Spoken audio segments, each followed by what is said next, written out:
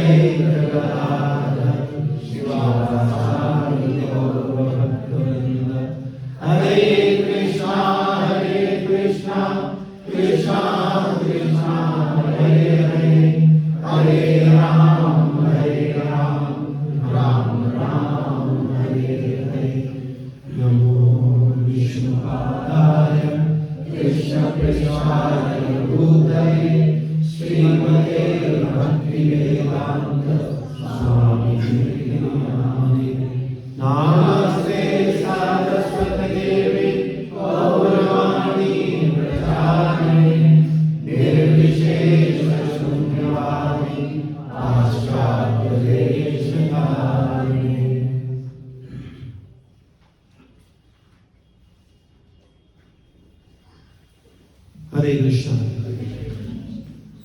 तो आप सब लोग वैष्णव सदाचार की क्लास में आ रहे हैं। वैष्णव सदाचार जैसा कि सदाचार, सदाचार का मतलब क्या होता है? अच्छी आचरण। सदा मतलब सदैव, निरंतर, और आचरण मीन्स व्यवहार। तो सदैव कैसे आचरण रहना चाहिए, सच्चा आचरण, अच्छा आचरण सदैव कैसे रहे, इस पर ये चर्चा है।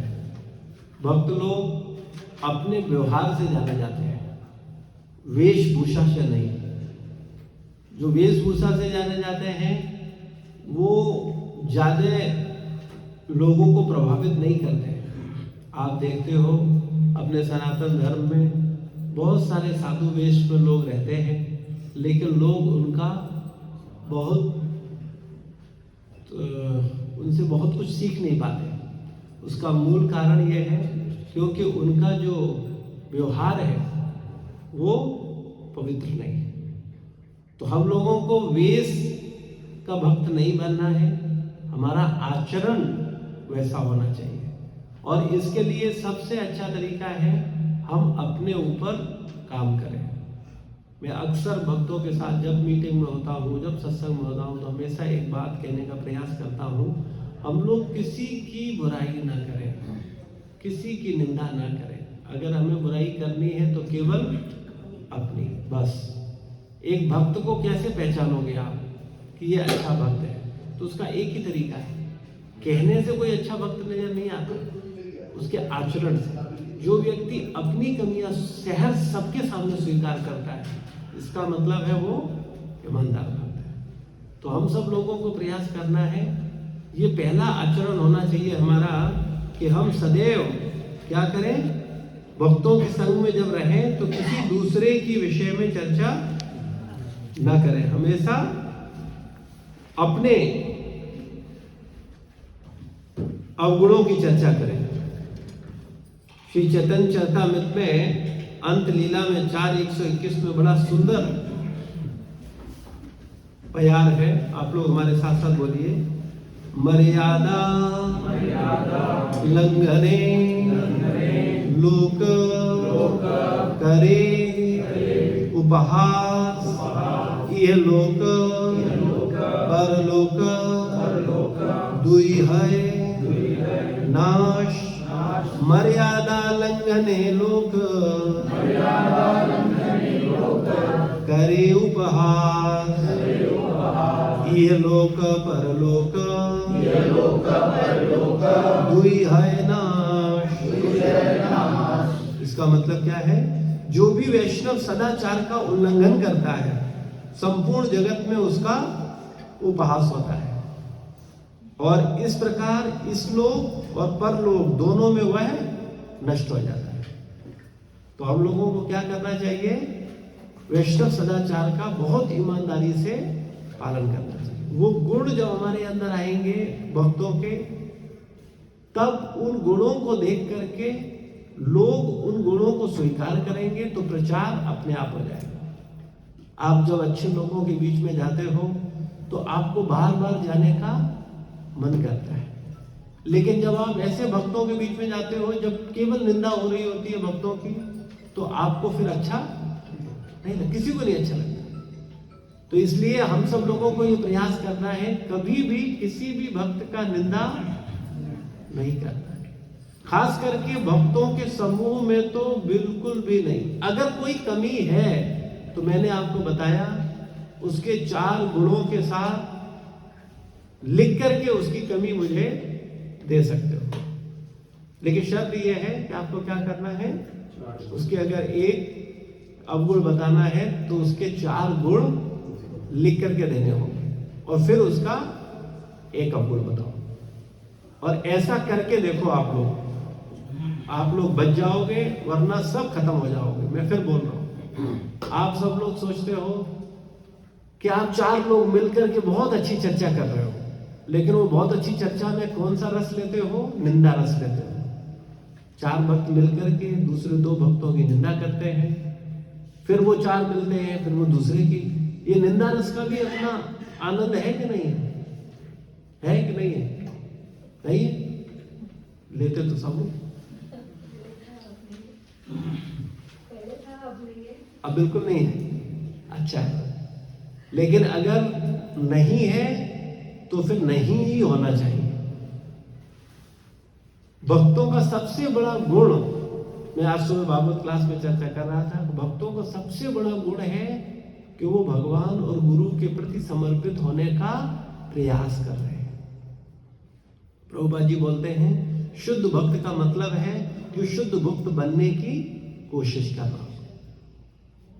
जो कोशिश ही नहीं कर रहा है वो नहीं, लेकिन जो कोशिश कर रहा है, इसका मतलब है उसे भी हम शुद्ध भक्त मान सकते हैं और मानना ही चाहिए। लेकिन वो बनने की कोशिश कर रहा हो, और बनने की कोशिश में क्या होता है? मूल एक बात होती है कि अपने विचारों को प्राथमिकता न देना, गुरु के विचारों को, कृष्ण के विचारों को प्राथमिकता देना। जो भक्त अपने विचारों को प्राथमिकता देता है, इसका मतलब है उसे भक्त बनने में अभी कई जन्म लगेंगे। और जो व्यक्ति गुरु और कृष्ण के विचारों को प्रधानता देता है, इसका मतलब है वो भक्त बनने का प्रयास कर रहा है। हमें हमेशा सावधान रहना, बार बार पब्लिकली, खास करके सत्संग में इन सब सिद्धांतों को बार बार रिपीट करता हूं, इसलिए जिससे आप कंफ्यूज न हो और कोई व्यक्ति आपको कंफ्यूज न कर पाए। इसलिए आपको बिल्कुल ये सिद्धांत क्लियर होने चाहिए। हम सब लोगों को, सब भक्तों का क्या करना है? गुणगान करना। हर भक्त में अच्छे गुण हैं। जब आप गुणगान करोगे तो आपको भक्तों के साथ रहने में आनंद आएगा। अच्छा, ईमानदारी से बताओ, ईमानदारी, सच्ची बात बताना है हृदय से। जब आप शुरू में आए थे सब भक्तों के साथ, आपको आनंद आता था कि नहीं आता था? आज वही आनंद आ रहा है? कम हुआ है या बढ़ा है? कितने लोगों का बढ़ा है? ईमानदारी से ठीक। और कितने लोगों का कम हुआ है? कुछ लोगों का कम हुआ है। लेकिन कई बार हम सोचते हैं कम होगा तो फिर हमारा इज्जत सबके सामने कम हो जाएगा, तो इसलिए नहीं करते हैं। लेकिन अगर हम सब भक्तों के साथ अच्छे से रहेंगे, जो सिद्धांत दिए जा रहे हैं उनका पालन करेंगे, तभी हम रह सकते, वरना नहीं रह सकते। अगर हम निंदा करेंगे तो हमें सब भक्त बुरे लगने लगेंगे। मैं इसका एक उदाहरण देकर के बार बार समझाता हूँ कि जब छोटे होते हैं और 4 भाई बहन साथ होते हैं तो सब एक दूसरे से प्यार करते हैं, एक ही खाना खाते हैं, अपना कपड़ा उसे दे देते हैं, उसका खुद पहन लेते हैं, इतना प्यार होता है, आप सबने देखा है। लेकिन जैसे जैसे उम्र बढ़ती है वो धीरे धीरे एक दूसरे में क्या करते हैं, दोष देखना शुरू करते हैं, और उसके बाद वो दोष देखने का भाव इतना गहरा होता जाता है कि वही भाई बहन एक ही ऐसी स्थिति आ जाती है, कई बार भाई भाई का मुंह नहीं देखना चाहता है, भाई भाई के साथ शादी विवाह में भी नहीं मिलना चाहता है, साथ रहने की बात तो छोड़ो, एक दूसरे को देखना तक पसंद नहीं करते। ये होता है कि नहीं होता है? कारण क्या है? क्योंकि उन्होंने अपनी चेतना पर ध्यान नहीं दिया। वो सबके सब क्या करते रहे, मैं अच्छा हूं, ये खराब है। होता है कि नहीं होता है? सब क्या सोचते हैं, चारों भाई क्या सोचते हैं, मैं ठीक हूं, ये खराब है। सबके मन में ये बात होती है कि नहीं होती? और भक्ति में आने के बाद भी आप लोग भी क्या कर रहे हो, इसी भाव को प्रधानता देते जा रहे हो, मैं ठीक हूं, ये खराब है। तो मैं गारंटी से बोल रहा हूं, आप लोग भक्तों के समाज में नहीं रह पाओगे, गायब हो जाओगे, और रहोगे भी तो निंदा करोगे, चुगली करोगे, बुराई करोगे और खत्म हो जाओगे। इसलिए इस बात पर बहुत ध्यान दो। इहलोक और परलोक नाश हो जाता है जो वैष्णव सदाचार का पालन नहीं करता है। वैष्णवों को वैष्णवों से मिलना चाहिए तो क्या करना चाहिए, एक दूसरे को प्रणाम करना चाहिए, ये सदाचार है। कई बार बोला जाता है हमारे साथ ये प्रॉब्लम है, हमारा ये प्रॉब्लम। अरे भैया, ऐसी सिद्धांत, ऐसी व्यवस्था बनाई गई है, अलग से एक्सरसाइज करने की जरूरत नहीं है। आप अगर 10 बार भक्त मिल रहे हैं, 20 बार भक्त मिल रहे हैं, 50 बार मिल रहे हैं, बार बार उठ रहे हो, प्रणाम कर रहे हो, बार बार झुक रहे हो, ऑटोमेटिकली एक्सरसाइज हो रही कि नहीं हो रही? लेकिन ये एक्सरसाइज के लिए प्रणाम नहीं करना है। प्रणाम करना है भक्त को आदर देने के लिए, उसके हृदय में परमात्मा को सम्मान देने के लिए, उसको उसके प्रति अपनी प्रेम भावना को व्यक्त करने के लिए। लेकिन वो अपने आप दूसरा काम होगा। जब हम भक्ति अच्छी करते हैं, जब आध्यात्मिक चीजें अच्छी होती हैं, तो भौतिक चीजें अपने आप होती हैं, उनको अलग से नहीं किया जाता। लेकिन हम लोग समझते नहीं है, इसलिए जब भक्ति विधि को अच्छी तरह से अपनाते नहीं है तो फिर प्रॉब्लम होती है। जब हम लोग कीर्तन करते हैं तो क्या सिद्धांत है, हम लोगों को ताली बजा करके उत्साह से कीर्तन करना चाहिए, है ना। और जब आरती होती है तो हम लोगों को नाचना चाहिए, है ना। ये सदाचार है। तो हम अपने स्वभाव बस, अपनी इन्वॉल्वमेंट बस, हमें अभ्यास करना चाहिए कि हम ताली बजाएं और नाचें। उससे क्या होगा, जब हम नाचेंगे तो हमें आनंद भी मिलेगा और आपका शारीरिक स्वास्थ्य भी अच्छा रहेगा, अपने आप हो जाएगा, कुछ अलग से करने की आवश्यकता नहीं। तो ये सब सिद्धांत अगर हम इनको अपने जीवन में उतारेंगे, इनके आधार पर चलेंगे, तो हमारा ये लोक और परलोक, ये लोक से मतलब क्या है, इस लोक की, ये शरीर क्या है, इस लोक का है। इस शरीर स्वस्थ रहे सब चाहते हैं, और रहना भी चाहिए। नहीं शरीर स्वस्थ होगा तो आप सेवा साधना नहीं अच्छे से कर पाओगे। तो इस लोक में ये मन, बुद्धि, अहंकार और ये शरीर है, और परलोक में जो हमारी चेतना है, जो हमारी पवित्रता है। तो ये लोग और वो लोग दोनों नष्ट हो जाते हैं, किसके, जो वैष्णव सदाचार का पालन नहीं करता है। तो इसलिए वैष्णव सदाचार का पालन प्रत्येक व्यक्ति को बहुत ईमानदारी के साथ करना चाहिए, और कभी भी ऐसा नहीं सोचना चाहिए कि हम श्रेष्ठ हैं या हम बहुत उच्च हैं। ऐसा भाव व्यक्ति को गिरा देता है। जो व्यक्ति ऐसा सोचना शुरू करता है वो निश्चित रूप से अहंकारी हो जाता है, और अहंकारी व्यक्ति अपने आप आज नहीं कल उसे नीचा देखना पड़ेगा। इसलिए हम सब लोगों को ये प्रयास करना चाहिए कि कभी भी मर्यादा का उल्लंघन नहीं होना चाहिए। और मर्यादा उल्लंघन करते हैं तो क्या होता है, लोक उपहास करता है, और ये लोक और परलोक दोनों नष्ट हो जाते हैं। तो ये वैष्णव सदाचार के प्रति हम लोगों को बहुत गंभीरता से पालन करना चाहिए। हम लोग कहाँ पर थे? इसमें क्या चर्चा चल रही है?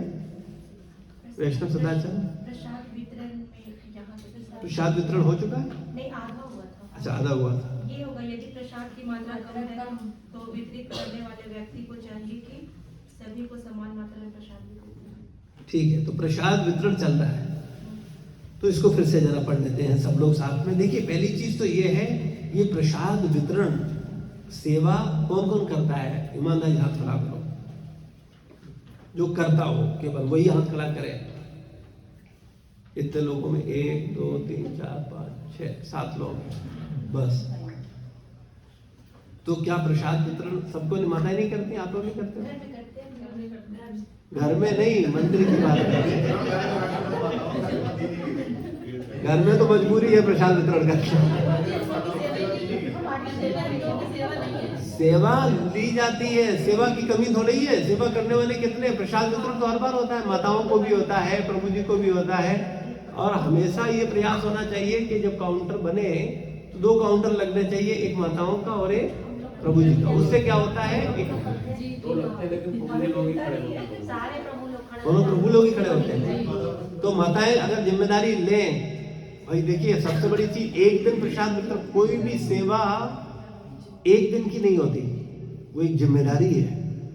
जो जिम्मेदारी ले कि नहीं हम प्रसाद वितरण करेंगे, और हम करेंगे नहीं, हम पूरा पर टीम बना करके पूरी जिम्मेदारी लेंगे, और जब तक प्रसाद वितरण नहीं होगा तब तक हम उस सेवा से हटेंगे नहीं। फिर हम घर चाहे लेट हो चाहे जल्दी हो, नहीं, हमारी सेवा है, हम अपनी सेवा को पूरा करके ही जाएंगे। ऐसा भाव रखने वाले लोग सेवा को कर सकते हैं। ऐसा नहीं कि सेवा करना तो शुरू कर दे। सेवा सब लोगों को अच्छी लगती है, लेकिन थोड़ी देर की, जब तक मेरा मन कर रहा है तब तक मैं बहुत सेवा करता हूँ। क्यों? क्योंकि सेवा नहीं करेंगे तो लोग कहेंगे अरे ये तो बेकार आदमी है। तो हम करना तो चाहते हैं सेवा, सबकी नजर में अच्छा लगने के लिए, लेकिन वास्तव में हम अच्छे बनने हैं हमें गुरु और कृष्ण की नजर में, संसार की नजर में अच्छा नहीं बनना है। हम लोग सबसे बड़ी ये भूल करते हैं। मैं आपको फिर बता रहा हूँ, भक्त की पहचान, मैं बार बार भक्त की पहचान बताता हूँ, जिससे आप पहचान सको कौन भक्त है और कौन भक्त बनने का प्रयास करता है। जो भक्त संसार को संतुष्ट करने का प्रयास करता है वो व्यक्ति अभी भक्त नहीं है। जो व्यक्ति गुरु और कृष्ण को प्रसन्न करने का प्रयास करता है वो वास्तविकता में भक्त है, भक्त बनने का प्रयास करता है। तो हमें बिल्कुल क्लियर होना चाहिए, जब हम अपने साथ के भक्तों को, अपने से नीचे भक्तों को प्रसन्न करने की कोशिश करते हैं तो समझ लो ये मन की धूर्तता है। हमें हमेशा ये बात बिल्कुल क्लियर होनी चाहिए कि हम भगवान और गुरु को प्रसन्न करने के लिए सेवा कर रहे हैं, ना कि अपने साथ के लोगों को या अपने से नीचे के लोगों को। बिल्कुल क्लियर होना चाहिए। जब लोग इन सिद्धांतों से हट जाते हैं तभी परेशानियां उत्पन्न होती हैं, तभी निंदा स्तुतियां शुरू हो जाती हैं। और जब लोग एक ही बात पे रहेंगे तो कोई मतभेद हो गई। भाई अगर हर व्यक्ति का भाव यही होगा कि गुरु कृष्ण को प्रसन्न करना, तो निंदा का प्रश्न कहां उठता है? प्रश्न निंदा तभी आती है जब कुछ लोग गुरु कृष्ण को प्रसन्न करने का प्रयास करते हैं और कुछ लोग आपस में एक दूसरे को प्रसन्न करने का प्रयास करते हैं। जब हम आपस में एक दूसरे को प्रसन्न करने का प्रयास करते हैं तो वो लोग फिर बोलते हैं, दूसरे लोगों से ईर्ष्या करते हैं, कहते हैं अरे ये तो कुछ ज्यादा ही, ऐसा थोड़ी होता है। हम लोगों को एक दूसरे को संतुष्ट करना चाहिए, हम तुम्हें संतुष्ट करें और तुम हमें संतुष्ट करो, लेकिन ये विधि नहीं है। बिल्कुल क्लियर समझ में आना चाहिए। जैसे पीपल की जड़ में जब हम जल लेते हैं तो पीपल के हर पत्ते को पोषण मिल जाता है। ऐसे ही जब हम कृष्ण की सेवा करते हैं, गुरु का सेवा करते हैं, उनके निर्देशन में सेवा करते हैं, तब क्या होता है? सब संतुष्ट होते हैं। उनको अलग से संतुष्ट करने की आवश्यकता नहीं है। और ये उदाहरण की बात है। आप ईमानदारी से बताओ, आप आपस में संतुष्ट करो, संतुष्ट कर पाओगे? कोई किसी को कर पाया? लेकिन अगर आप कृष्ण और गुरु को प्रसन्न करोगे तो सब संतुष्ट आपसे होंगे कि नहीं होंगे? अपने आप हो जाते हैं। लेकिन हम इस मूल सिद्धांत को भूल जाते हैं, बार बार भूल जाते हैं, और हम एक दूसरे को संतुष्ट करने लगते हैं। ये एक दूसरे को संतुष्ट क्यों करते हैं? कभी विचार किया ये प्रॉब्लम कहाँ आती है, क्यों होता है? ऐसा होता है कि नहीं होता है?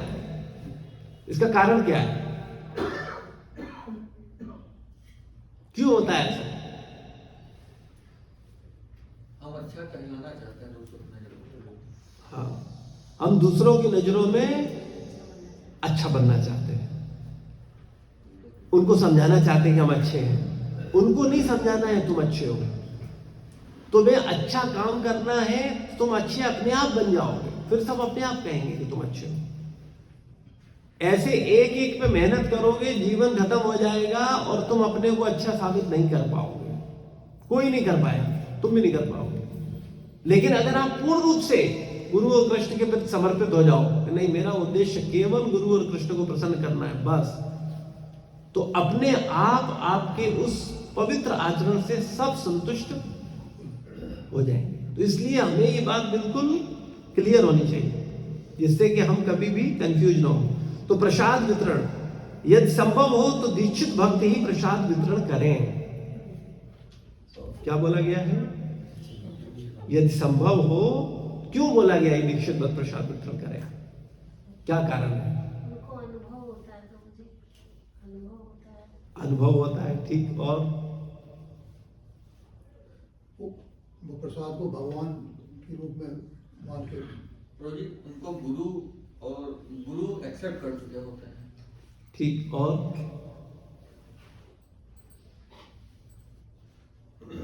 क्योंकि उनसे अपेक्षा रखी जाती है कि ये विनम्रता पूर्वक, एक नया भक्त तो किसी पे भी चिल्ला पड़ेगा, कुछ भी व्यवहार कर देगा, उसको तो उतना समझ है नहीं। और प्रसाद सेवा एक ऐसी सेवा है जिस पर अधिक लोड होता है। आप कभी भी देखना, प्रसाद वितरण होगा तो सब आकर के चारों तरफ से घेरेंगे, फिर कोई टिफिन देगा, कोई थैली देगा, कोई विभिन्न प्रकार से प्रयास करेगा कि कैसे प्रसाद मिले। तो अगर दीक्षित भक्त होगा तो बड़े प्यार से, विनम्रता से उसको फिलोसफिकली समझा करके, उसको संतुष्ट करके और अपनी सेवा को बड़ी शालीनता से कर पाएगा। और एक नया भक्त है, वो हो सकता है किसी से झगड़ा कर जाए, एकदम प्रेशर को न सह पाए। तो इसलिए बोला गया है कि दीक्षित भक्त हैं, यानी जो पुराने भक्त हैं, जो अनुभवी भक्त हैं, जिन्होंने लंबे समय तक भक्तों का सेवा किया है, उनके द्वारा प्रसाद वितरण होना चाहिए। हाँ, वो अपने साथ कुछ लोग ले सकते हैं, लेकिन कैसे? उनको प्रॉपर संरक्षण दे करके। ऐसा नहीं आ जाओ वितरण करो, किसी से कोई चर्चा नहीं, किसी को कुछ समझाया नहीं, किसी कैसे बात करनी है। और वो आचरण हमें खुद अपने व्यवहार से करके दिखाना होगा। तो देखिए, जब हम दीक्षा लेते हैं तो बड़ा उत्तरदायित्व आता है। हम फिर साधारण मनुष्य जैसा व्यवहार नहीं कर सकते, हम साधारण भक्तों जैसा व्यवहार नहीं कर सकते। ये बहुत जिम्मेदारी की बात है, क्योंकि अगर हम भक्त हैं, हम दीक्षित भक्त हैं, तो इसका मतलब है हमारा आचरण बहुत पवित्र होना चाहिए। हम वैष्णव जो आचरण है, वैष्णव सदाचार है, उसका गंभीरता से पालन कर रहे हो, क्योंकि जब हम पालन करेंगे तभी तो लोग हमसे सीखेंगे। वो नीचे के लोग क्या सीखेंगे? जब दीक्षित लोग ही गंभीरता पूर्वक अपना आचरण पवित्र नहीं रखेंगे तो नीचे के लोग क्या सीखेंगे? तो इसलिए हमेशा जो दीक्षित भक्त हैं उनको बहुत पवित्र आचरण करना चाहिए। उनको कभी किसी की निंदा नहीं करनी चाहिए, उनको सबका गुणगान करना चाहिए, उनको सबको सम्मान देना चाहिए, सबको प्यार देना चाहिए, सब लोगों का बहुत ध्यान रखना चाहिए और अपनी निंदा करनी चाहिए और सबका गुणगान करना चाहिए। जो ऐसा कर रहा है वो निश्चित दीक्षा को सार्थक कर रहा है। और अदरवाइज हर चीज का दुरुपयोग करना हम लोग बहुत अच्छी तरह जानते हैं। चाहे गुरु हो, चाहे कृष्ण हो, चाहे मंदिर हो, चाहे माला हो, चाहे ग्रंथ हो, हर चीज का हमारा मन दुरुपयोग करना बहुत अच्छी तरह जानता है। तो अगर हम दुरुपयोग करेंगे तो हम अपना ही आध्यात्मिक जीवन नष्ट करेंगे। तो इसलिए दीक्षा मतलब बहुत पवित्र आचरण। और एक बात है, मैं एक बात को और बड़े ध्यान से बोलना चाहूंगा, जो कि अक्सर आप सब लोग करते हो। एक कथा भक्ति सिद्धांत सरस्वती महाराज सुनाते थे, मैं आप सबको सुनाना चाहूंगा। एक बार एक व्यक्ति के घर पर 2 भक्त गए, उसने इनवाइट किया कि आप लोग हमारे यहाँ प्रसाद पर आइए, और 2 भक्त पहुंचे। उसने बड़ा आदर किया, सत्कार किया, माला डाली, पहनाया, प्रणाम किया और उसने आसन पर दोनों को बिठाया। अभी एक व्यक्ति वॉशरूम गया, तो जो दूसरा भक्त था उसने उस भक्त से बोले अरे पता है गधा है, तुम धोखे मत रहना, ये वैष्णव वेशभूषा में जरूर है लेकिन ये गधा है। कोई बात नहीं। अब वो वॉशरूम से हाथ धो ला के आया, अभी वो बैठा और वो दूसरा वाला भक्त था वो वॉशरूम गया।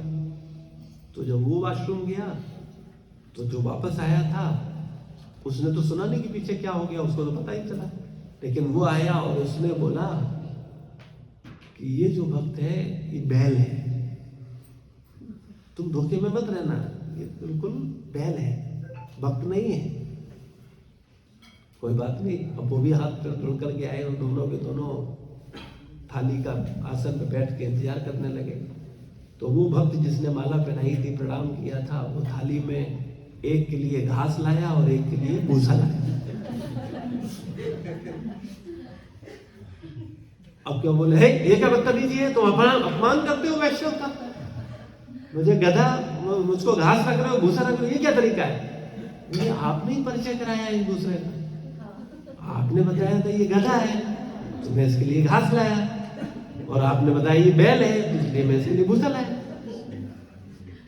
यही आप लोग करते हो, एक दूसरे को, अपने को श्रेष्ठ बनाने के लिए दूसरे की निंदा करते हो, ठीक है? चाहे दीक्षित भक्त हो चाहे पुराने भक्त, यही चलता है। मुझे बोलने की जरूरत, मैं सब बीमारियां जानता हूं मान से, ये एक बस मिल जाए 2-4 भक्त, फिर देखो उसको कैसे समझाया जाता है। ये बैल है, ये गधा है, ये है, ये है, और हम वैष्णव है, परम वैष्णव है। तो जब आप ऐसी बातें करोगे तो सामने वाला क्या करेगा? आपको वो गधा बैल ही समझेगा। आपको परम वैष्णव खूब बोलते रहना, वो नहीं मानेगा। तो इसलिए हम लोगों को ये हमेशा ध्यान रखना चाहिए, कभी भी किसी भी भक्त का निंदा किसी दूसरे भक्त से, जूनियर भक्त से, संघ के भक्त से कभी नहीं करनी चाहिए। और अगर कर रहे हो तो आप अपना अपमान अपने हाथों से कर रहे हो। इस सिद्धांत को बिल्कुल दिमाग के अंदर फिट कर लो, कभी किसी की निंदा नहीं, खास करके अपने साथ। दीक्षित भक्त है, 40 दीक्षित भक्त है, तो ये 40 दीक्षित भक्तों को चाहिए कि किसी भी भक्त की निंदा किसी भी जूनियर भक्त से न करें। वो मेरा काम है, मैं बताऊंगा ये नालायक है, इससे दूर रहो, इसके साथ उतना ही संग करो, ये जब ठीक हो जाएगा तो तुम इसका साथ भी संग करना। लेकिन आप लोग एक दूसरे का निंदा बिल्कुल मत करो, एक दूसरे का कभी भी नीचा दिखाने की कोशिश मत करो। ये आपका सेवा नहीं है। आपको किसी भी व्यक्ति, सबके गुण देखो, सबकी क्वालिटी देखो, क्योंकि मुझे पता है कि कौन व्यक्ति किस चेतना में। आपको नहीं देखे, आपको देखेंगे सब एक से, 40 के 40 दीक्षा लिए हुए हैं, 40 एक समान है, नहीं, 40 एक समान नहीं है। जो अपनी मनमर्जी से कुछ दूरता कर रहा है वो सही वैष्णव नहीं है, वो अभी भक्ति को समझ ही नहीं रहा है। लेकिन आप नहीं समझ पाओगे, वो मैं समझता हूं, और उसे उस बीमारी से कैसे निकालना है वो भी मेरा सेवा है, आपका सेवा नहीं है। तो इसलिए आप उसका निंदा मत करो, आप किसी का निंदा मत करो। हाँ, ये जरूर बोलूंगा, ऐसे भक्त का संग करो जो पूर्ण रूप से गुरु और कृष्ण की बात को एज इट इज मान करके अपने जीवन को सुधारने का प्रयास करना है, बस।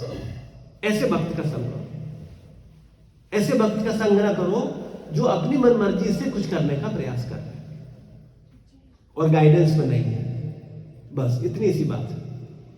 आदर सबको देना है, लेकिन संग मत करो, क्योंकि अगर ऐसे भक्त का संग करोगे तो तुम्हारा भी मूड वैसे ही हो जाएगा जैसा उसका है, और कोई कारण नहीं है उसका संग न करने को बोलने का, क्योंकि वो अपनी मनमर्जी से कुछ कर रहा है और तुम्हें भी वो वही मूड दे देगा कि तुम भी अपनी मनमर्जी से कुछ करोगे, तो वो भी खराब है और तुम भी खराब हो जाओगे। तो केवल इसलिए बोला जाता है, इसलिए आदर सबको करो, लेकिन सबका संग मत करो, सावधानी से। तो वैष्णव जो है यदि संभव हो तो दीक्षित भक्त ही प्रसाद का वितरण करें। वितरण करने वाले भक्तों का मन, शरीर, आदतें एवं वस्त्र स्वच्छ एवं शुद्ध होने चाहिए। वितरण के समय जितना हो सके उच्च स्वर में बोलने को टालना चाहिए। तेज आवाज में कभी भी, भले ही आप सही बात बोल रहे हो, लेकिन वो बात भी कभी तेज आवाज में नहीं बोलनी चाहिए। बार बार चर्चा होती है, बार बार बोला जाता है, वैष्णव अपराध बहुत खतरनाक है। कल थर्सडे के दिन सुबह भागवत क्लास में चर्चा कर रहे थे मंदिर के ब्रह्मचारी भक्तों के साथ, सारे लोग मंदिर के भक्तों के साथ। तो मैं इसी बात को विशेष रूप से बोल रहा था कि एक ही कारण है कि अगर हम प्रमाणित परंपरा में आ गए हैं, प्रमाणित साधना में आ गए हैं, लेकिन फिर भी हम भगवत धाम नहीं जा पाएंगे, तो उसका एक ही मूल कारण बनेगा और वो होगा वैष्णव अपराध। बस वैष्णव अपराध कितना खतरनाक है। प्रहलाद महाराज कैसे भक्त हैं? साधारण भक्त हैं जिनके लिए भगवान खुद खंबे से प्रकट हो गए, जिनको इतनी शक्ति है भगवान की कृपा से कि पहाड़ से फेंका जा रहा है, उनको तो कोई असर नहीं हो रहा। आग में लिटाया जा रहा है, आग नहीं छू पा रही। सांप से डसाया जा रहा है, सांप नहीं कर पा। सोचो कितने शक्तिशाली भक्त है। और ऐसे प्रहलाद महाराज से वैष्णव अपराध होता है तो क्या होता है? उनका बुद्धि खराब हो जाता है। पता है आपको प्रहलाद महाराज क्या गलती, क्या हुआ था? कितना कितने लोगों को पता है ये लीला? नहीं पता? अरे सुनो, प्रहलाद महाराज जब 5 साल की अवस्था में भगवान का साक्षात्कार उन्होंने बचपन में ही कर लिया था, लेकिन हिरण्यकश्यपु की मृत्यु के बाद वो राजा बने, पूरा साम्राज्य को चलाते थे। और उस समय उनसे मिलने के लिए 2 वैष्णव आए, क्योंकि राजा थे और छोटे मोटे राजा नहीं थे। हिरण्यकश्यपु का साम्राज्य कितना था? ब्रह्मा लोक से नीचे के लोगों पर उनका अधिपति, पूरी पृथ्वी के राजा थे, अन्य ग्रहों के राजा थे। तो इतना बड़ा मैनेजमेंट, विचार करो। और उनसे 2 भक्त मिलने आए प्रहलाद महाराज को दर्शन करने के लिए। प्रहलाद महाराज के पास सूचना पहुंची तो प्रहलाद महाराज ने कहा उनको वेटिंग रूम में बिठाओ और उनको चाय नाश्ता करवाओ, मैं आ रहा हूं। उन 2 भक्तों को बिठाया गया, उनको जलपान कराया गया। लेकिन प्रहलाद महाराज राज सेवाओं में इतने व्यस्त हो गए कि भूल गए कि उन्होंने टाइम दिया है, उनको उनसे मिलने जाना है। और वो 2 भक्त सुबह से लेकर शाम तक कक्ष में बैठे प्रहलाद महाराज का इंतजार कर रहे थे। और जब शाम हो गई, राजसभा समाप्त हो गई, तो वो दोनों के दोनों भक्त बड़े दुखी मन से वापस जा रहे थे। और उनको दुख इस चीज का था कि प्रहलाद महाराज को अहंकार आ गया है और वो मुझसे मिलने नहीं आए। नहीं, उनके मन में ये दुख था कि आज मेरा इतना सौभाग्य नहीं हुआ कि मुझे प्रहलाद महाराज के दर्शन नहीं मिल पाए, कि मैं मिलने आया था लेकिन मेरे ही प्रारब्ध ऐसा है। एक भक्त कैसे सोचता है ये समझना चाहिए। वो दोष नहीं देता, वो सामने वाले की परिस्थिति को सोचता है, वो अपनी चीजों को प्रधानता नहीं देता एक भक्त। तो उन दोनों ने क्या सोचा कि आज मेरे ही प्रारब्ध में नहीं था कि मुझे प्रहलाद महाराज जैसे महाभागवत के दर्शन मिलते, आज हम नहीं मिल पाए, आज वंचित हो गए। और बड़े अपने ही मन में अपने को ही कोसते हुए वापस जा रहे थे। उनके मन में ये शिकायत नहीं थी कि देखो मुझे टाइम दे दिया, बैठने को बोला और आए नहीं। और ऐसा सोच करके जा रहे थे और प्रहलाद महाराज को वैष्णव अपराध लग गया, जबकि प्रहलाद महाराज ने कोई इंटेंशनली किया था नहीं। अब क्या होता है, उस अपराध का परिणाम क्या होता है?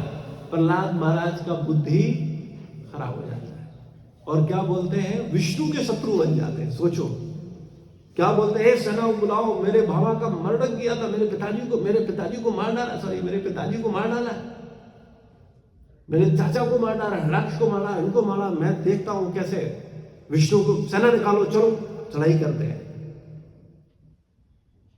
ये होता है वैष्णव अपराध का परिणाम। बुद्धि उल्टी हो जाती है और कुछ नहीं होता। सही भक्त भक्त नजर नहीं आएंगे, गुरु गुरु नजर नहीं आएंगे, भगवान का अर्चा विग्रह भगवान नजर नहीं आएगा, मंदिर मंदिर नजर नहीं आएगा, सब तरफ पॉलिटिक्स राजनीति और सब गंदा दिखने लगेगा और कुछ नहीं होगा। ये होता है वैष्णव अपराध का परिणाम। हमारा बुद्धि खराब हो जाता है, हमारा दृष्टिकोण खराब हो जाता है। जबकि प्रहलाद महाराज ने कोई अपराध नहीं किया। और एक दूसरा उदाहरण आप सबको वो तो कथा सुनी है रूप गोस्वामी की। रूप गोस्वामी क्या थे? हमारे ही अपने आचार्य है ना, हम लोग रूपानुग बोले जाते हैं। और वो भी किस स्थिति पे थे? आंख बंद कर रहे हैं और भगवान की लीला में प्रवेश है उनका, और सामने आता है व्यक्ति, उसके प्रति उन्होंने इंटेंसली नहीं हंसे। कृपया इसको समझिए। इसीलिए वैष्णव अपराध को क्या बोला है? हाथी माता अपराध, है ना। किसने बोला? महाप्रभु ने। तो वैष्णव के प्रति जो अपराध होते हैं उनको क्या बोला गया? हाथी माता अपराध। और गुरु के प्रति जो अपराध होता है उसको क्या बोला गया? सिंह अपराध। तो ना हमें हाथी माता की चिंता है और ना हमें सिंह की चिंता। तो हमारा तो नाश होना निश्चित है। हमें कौन बचा पाएगा? आपको क्या लगता है कोई रक्षा कर पाएगा आपकी? संभव ही नहीं। क्योंकि जब आप गुरु को नहीं छोड़ते हो, जब आप वैष्णवों को नहीं छोड़ते हो, तो आपका तो बुद्धि खराब होना 100% निश्चित है। और बुद्धि खराब होने पर व्यक्ति अपना ही अहित करता है और किसी और का नहीं। तो इसलिए वैष्णव सदाचार का पालन बहुत इंपॉर्टेंट है। जो वैष्णव सदाचार को गंभीरता, आचार्यगण बताते हैं कि कम से कम 2 साल में ये कोर्स जरूर कर लेना चाहिए, साल भर में जरूर कर लेना चाहिए रिपीट, जिससे कि हमारे मन में वो सब भावनाएं पुनः जागृत हो जाएं और हम सावधान हो जाएं कि हमसे अपराध न हो। तो जो चीज बताई जाए वो इसलिए नहीं है कि हाँ सुन लो फिर उसके बाद जो चाहो सो करो, जो चाहो सो करो। नहीं, कुछ बताया जाए वो हमारे दिमाग में चलना चाहिए। हमें प्रसाद बांटना है, प्रसाद सेवा दीक्षित भक्तों को करनी है, सिंसियर भक्तों को करनी है। जो पुराने भक्त हैं, भले ही दीक्षा नहीं ली हो लेकिन पुराने हैं, अगर वो समझ रहे हैं तो उन लोगों को सेवाएं करनी है। और बड़ी विनम्रता के साथ करना है, किसी को चिल्लाना नहीं है, किसी के प्रति अपराध नहीं करना है, बहुत सावधानी से। और अपने को प्रधानता नहीं देनी है। सबसे बड़ी बीमारी हम अपने को प्रधानता देते हैं। मैं भी कुछ हूं, वहीं सब खत्म हो जाता है, सब खराब हो जाता है। इसलिए बहुत सावधान रहें ऐसे भक्तों से जो भक्तों का निंदा करते हैं। आगे बोलते हैं प्रसाद बांटना का क्रम क्या होना चाहिए। सबसे पहले पानी दीजिए। ये व्यवस्था क्या है? बिठा करके प्रसाद खिलाने की है। ये हम लोग जैसे कुर्सियों पर जैसे उस पर सर्व करते हैं टेबल पर, ये अच्छा नहीं है बिल्कुल भी। मैं आप लोगों को कई बार बताता हूं, लेकिन होता क्या है, व्यवस्था तो हम ही सब लोगों को करनी है। रसिया के अंदर मैं गया था गुरु महाराज की व्यास पूजा में, तो मैंने देखा 5000 डिवोटी जमीन पर बैठ करके रसियन भक्त प्रसाद खिला रहे थे, जमीन पर बैठ करके। हमारी चेतना ये है कि हम टेबल पर भी प्रसाद सर्व करने में दम निकलती है, तो हम क्या सेवा करें? वहां तो झुक झुक करके कमर, आप एक बार सर्व करके देखना बाल्टी लेकर के। तो जब तक हम अपने शरीर के प्रति कठोर नहीं होंगे, जब तक हम सेवाओं को प्रधानता नहीं देंगे, जब तक हम अपनी बुद्धि को दुर्बुद्धि नहीं मानेंगे, हमारी प्रगति हो ही नहीं सकती। इसलिए हम सब लोगों को बहुत सावधान होना चाहिए। तो पहले, सबसे पहले क्या देना चाहिए? पानी देना चाहिए। जब गौड़ी वैष्णव प्रसाद बांटते हैं तो वो कटु सब्जी, शुक्ता या साग से आरंभ करते हैं, और उसके पश्चात दाल या तले पदार्थ जैसे पकौड़े इत्यादि परोसे जाते हैं। इसके पश्चात रायता, चटनी आदि, और अंत में मीठे व्यंजन परोसे जाते हैं। ऐसा एक क्रम आचार्यों ने बताया।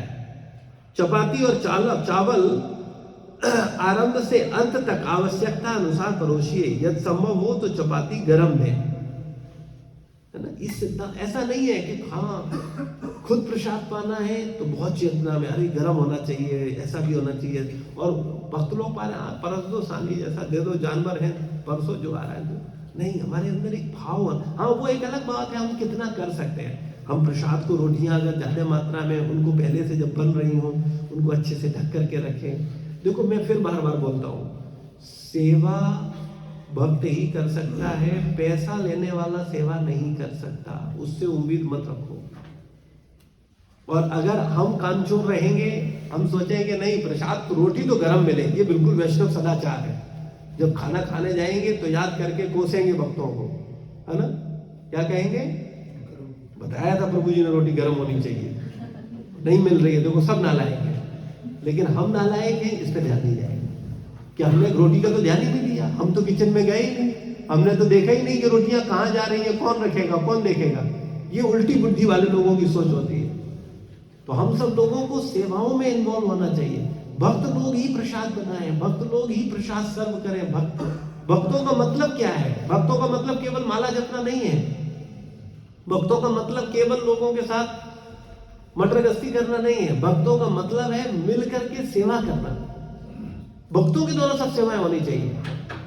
हम सब लोगों को सर्व करना चाहिए, हम सब लोगों को बनाना चाहिए, हम सब लोगों को परसना चाहिए, तब उसमें भावनाएं होंगी। क्योंकि आप अगर कुछ करोगे तो पैसे के लिए करोगे नहीं, किस लिए करोगे? सेवा के लिए।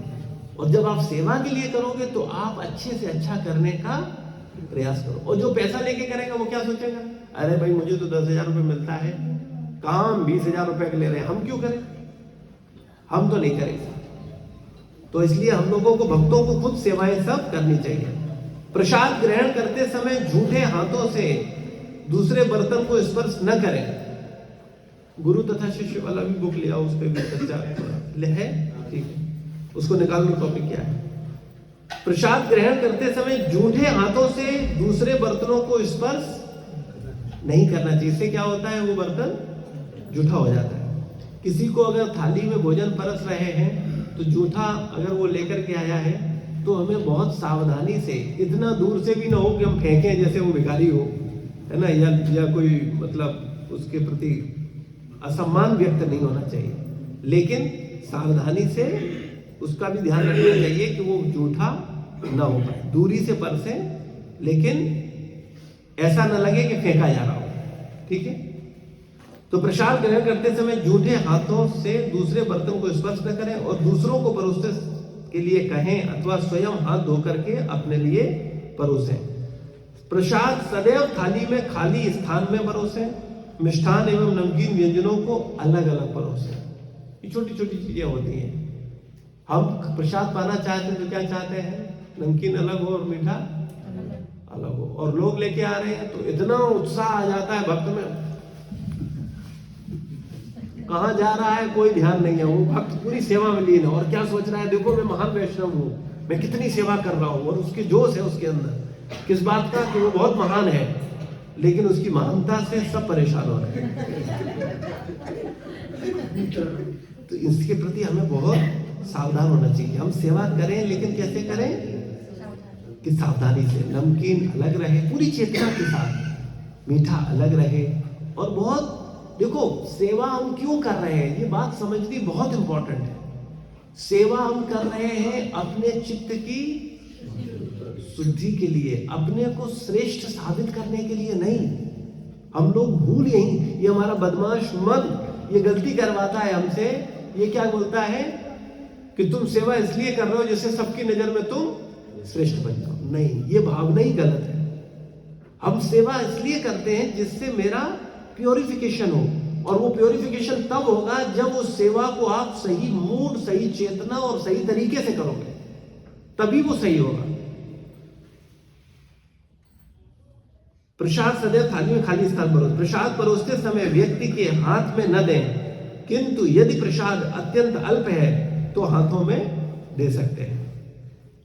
सूखे मिष्ठान के अलावा सभी प्रकार के प्रसाद को चम्मच द्वारा ही परोसे, यहां तक कि नमक भी केवल दाएं हाथ से ही परोसें। परोसते समय किसी को भी दूषित वस्तु को हाथ न लगाएं, जैसे मुंह, पैर, बाल, शरीर का निचला हिस्सा इत्यादि, या जवाई लेना, छींकना या थूकना नहीं।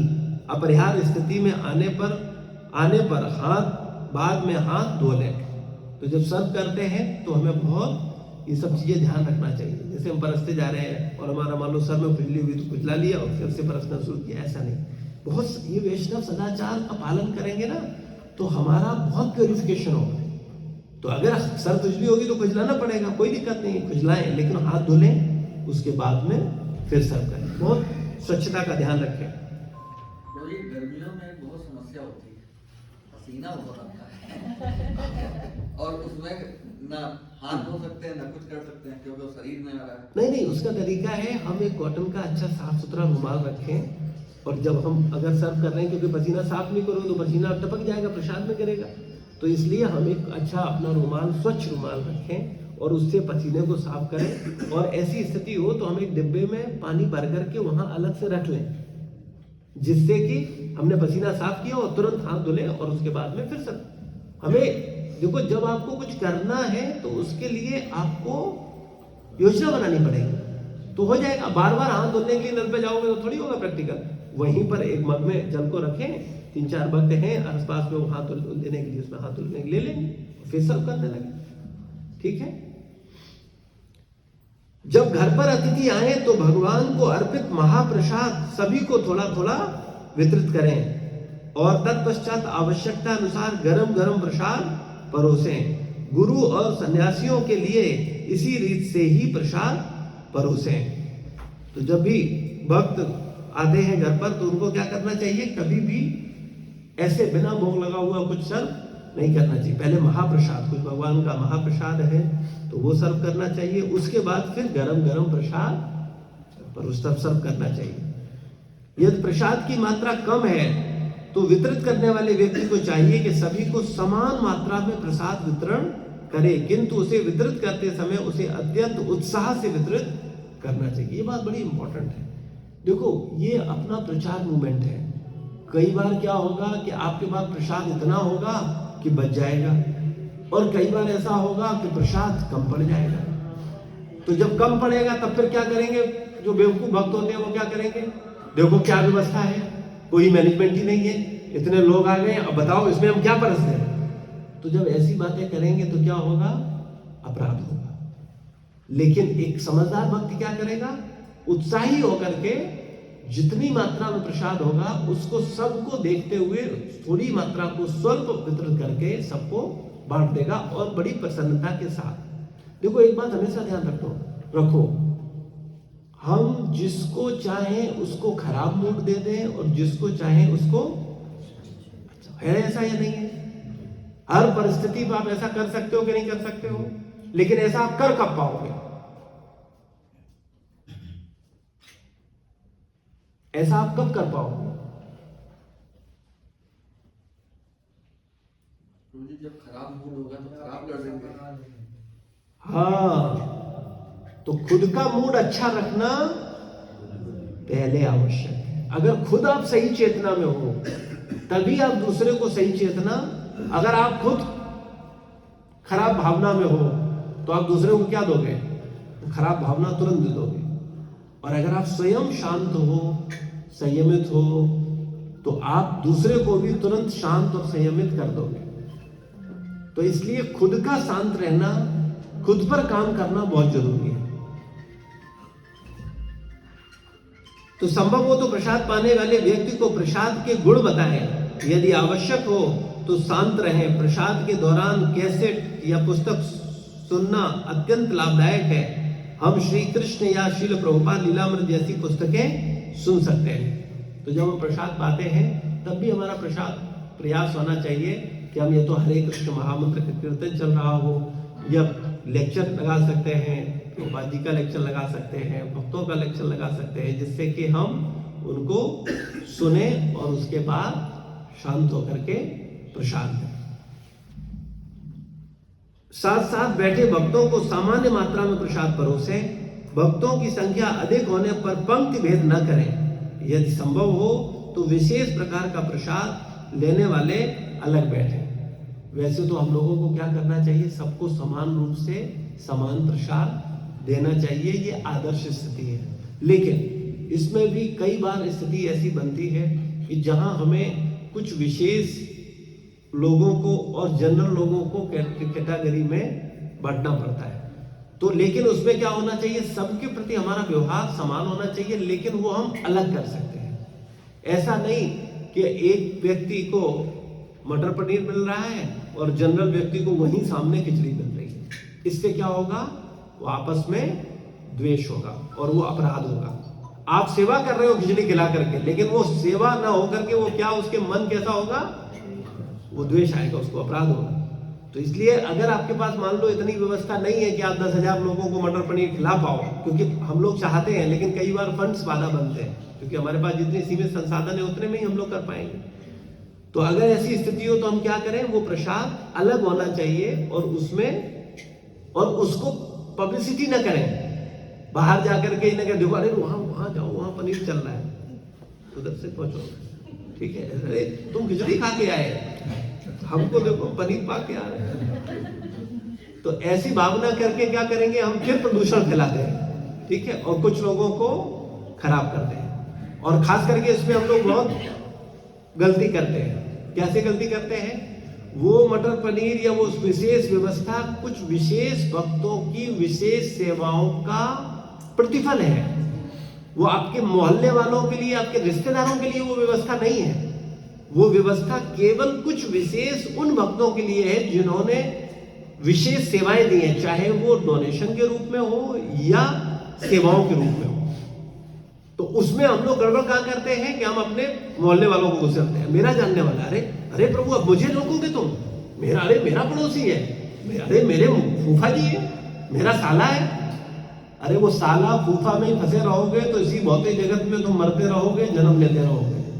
हमारे लिए भक्त प्रधान होने चाहिए, वैष्णव प्रधान होने चाहिए, गुरु प्रधान होने चाहिए। उस भावना से बाहर निकलो। हमारे लिए कोई चाचा मामा साला नहीं है, वो हमारे घर पे है, वो हमारे घर पर आओ, हम तुम्हारा आदर सत्कार वहां करेंगे। ये मंदिर में हम सेवक हैं, हम सर्वेंट हैं, हमें अधिकार नहीं है कि हम तुमको अलग से व्यवस्था ले जाकर उसका, यहाँ हमें जो निर्देश मिला है हम वो करें। हमारी अपनी स्वतंत्र सत्ता नहीं है कि हम ले जाकर के, क्योंकि अगर एक व्यक्ति ऐसा करेगा तो उसको देख करके और जो 10 लोग हैं वो भी वैसे ही करेंगे। इसलिए किसी भी व्यक्ति को ऐसा नहीं करना, और जो व्यक्ति ऐसा कर रहा है उसके विषय में रिटन में उसके 4 गुण बता करके, उसका अवगुण लिख करके मेरे पास पर्ची दो, क्योंकि व्यवस्था ठीक करनी पड़ेगी। कैसे होगा, क्योंकि हम लोगों में होता क्या है, हम ही लोग नियम तोड़ते हैं, और जब एक व्यक्ति नियम तोड़ता है फिर दूसरा तोड़ता है, फिर तीसरा तोड़ता है, फिर जो 4 पालन कर रहे होते हैं उनको लगता है हम बेवकूफ बन रहे हैं, और वो सारी व्यवस्था खराब हो जाती है। तो इसलिए हम सब लोगों को समझना चाहिए कि पारिवारिक और सामाजिक आसक्ति से निकल करके हमें कृष्ण और वैष्णव सेवा, गुरु सेवा में आना है। यहाँ पर हम भक्तों के लिए कुछ विशेष व्यवस्था कर रहे हैं। हमने अगर कुछ मटर पनीर का, कुछ विशेष हलवे का व्यवस्था रखा है तो वो केवल उनके लिए रखा है जो भगवान की सेवा में विशेष रूप से योगदान दे रहे हैं। तो उन योगदान देने वाले भक्तों का पूरा अधिकार है, लेकिन वो योगदान देने वाले भक्त केवल अपने तक सीमित रखें, ना कि अन्य लोगों। तो इसलिए सब चीजों को हमें ध्यान रखना चाहिए। छोटी छोटी चीजें होती हैं जिनको अगर हम ध्यान रखें, और किसी को किसी से बराबरी नहीं करनी चाहिए। इसको भी समझ लो कैसे, कहां गलती बनती है। अगर कोई भक्त 10 लोगों को भगवान की सेवा में लगा रहा है तो उस व्यक्ति को अधिकार है, वो अगर किसी को लेकर के भी जा रहा है तो वो उसको भी भगवान की सेवा में लगा देगा। आप खुद को ही नहीं सेवा में लगा पा रहे हो और आप उससे कंपेयर कर रहे हो कि देखो उसने लेकर के गया तो हम क्यों नहीं ले जाएंगे, हम भी ले जाएंगे, और वो लेकर के गया था तो हम क्यों नहीं ले जाएंगे। तो हमें ये समझना चाहिए कि हमें कभी भी इस तरीके का व्यवहार नहीं होना चाहिए। हम अपने को देखें, पहले तो हम ऐसी व्यवस्था से बचें, हम सबके लिए समान भाव रखें, और अगर कुछ वरिष्ठ भक्तों के साथ कुछ विशेष सुविधा दी जाती है तो हम उसमें क्या करें, सहयोग करें। तो प्रसाद वितरण करने वाले बर्तन जैसे बाल्टी को भूमि पर खींचे नहीं, और बांटते समय बर्तनों को टकराव की आवाज ना आए। बहुत शालीनता के साथ प्रसाद परसे, ये नहीं भगोने में बार बार खट खट की आवाज आ रही है, ये बाल्टी घसीटते चले जा रहे हैं, ऐसे नहीं। बहुत सावधानी से, सज्जनता से प्रसाद को हमें सर्व करना चाहिए। प्रसाद के पश्चात स्थान को तुरंत साफ कर दें और गिरे हुए प्रसाद को कूड़ेदान में डाल दें, और बर्तन जो है जो वहां वो है उनको सब साफ करके स्वच्छता से रखें। तो ये हम सबको क्या करना चाहिए, प्रयास करना चाहिए। ये नहीं खाली प्रसाद वितरण किया उसके बाद सारे भगोने छोड़ दिए, बोले अब हो गया, हमारा काम तो केवल इतना था कि हमें प्रसाद वितरण करना था, उसके बाद हमने भगोने खुले छोड़ दिए। अब वहां जानवर चाट रहे हैं, कुत्ते चाट रहे हैं, गंदगी फैल रही है, मक्खियां भिनक रही हैं, तो ये आचरण अच्छा नहीं है। जो प्रसाद सेवा करने वाले भक्त हैं वो पूर्ण रूप से पूरी जिम्मेदारी के साथ प्रसाद सर्व करने के बाद सारे बर्तनों को प्रॉपर स्थान पर रखें। अगर धुल सकते हैं तो बहुत अच्छा है, नहीं धुल सकते हैं तो उनको ले जा करके कम से कम ऐसे स्थान पर रखें जहां पर उनको अच्छे से साफ किया जा सके। लेकिन सबसे बड़ी चीज ये है कि हमें अपनी सेवाएं डिसाइड करनी होगी कि हमें क्या सेवा करनी है, और उस सेवा को बड़ी ईमानदारी। हम लोग सोचते हैं कि मंदिर आना, सत्संग सुनना, प्रसाद पाना यही बहुत बड़ी सेवा है, और सेवाएं बोले और तो व्यवस्था और लोगों का काम है, मेरा काम नहीं है। मेरा तो बस इतना काम है, हम जाएंगे सत्संग में बैठेंगे, सुनेंगे, प्रसाद पाएंगे और चले जाएंगे। नहीं, हमारा कर्तव्य है प्रसाद बनाना, प्रसाद बनाने में सहयोग करना, प्रसाद बनने के बाद उसको सर्व करना, सर्व करने के बाद धुल करके रख। ये कौन करेगा? ये किसके लिए? ये मंदिर किसके लिए है? आप ही लोगों के लिए है, आप ही लोगों को करना है। और अगर आप 10 साल सत्संग सुनने के बाद अपनी चेतना को शुद्ध करके सेवा नहीं कर पा रहे हो, बर्तन धुलने में शर्म आ रही है, बर्तन रखने में शर्म आ रही है, प्रसाद पाके घर भाग रहे हो, तो क्या अपेक्षा रखते हो नए लोगों से? वो क्या करेंगे? और दीक्षा लेने के बाद अगर हम अपनी को गंभीरता से उन सेवाओं में इन्वॉल्व नहीं कर रहे हैं तो इसका मतलब है हम अपनी दीक्षा में दिए हुए वचनों को ईमानदारी से पालन नहीं कर रहे हैं। तो हम सब लोगों को बहुत सावधान रहना चाहिए, क्योंकि इस क्लास में केवल 2 ही प्रकार के लोग हैं, जिनका दीक्षा हो चुका है और जिनका दीक्षा होने वाला है। तो दोनों को ही एक चेतना में रहना है। तो हम लोगों को बहुत पवित्र चेतना में रहने का प्रयास करना चाहिए। गुरु का महाप्रसाद नए भक्तों के समक्ष वितरित नहीं करना चाहिए। जो गुरु का जूठा होता है उसको नए भक्तों के समक्ष वितरित नहीं करना चाहिए। क्यों नहीं करना चाहिए? क्या कारण है? क्यों मना किया जा रहा है? टॉपिक लो दूसरा, क्यों मना किया जा रहा है?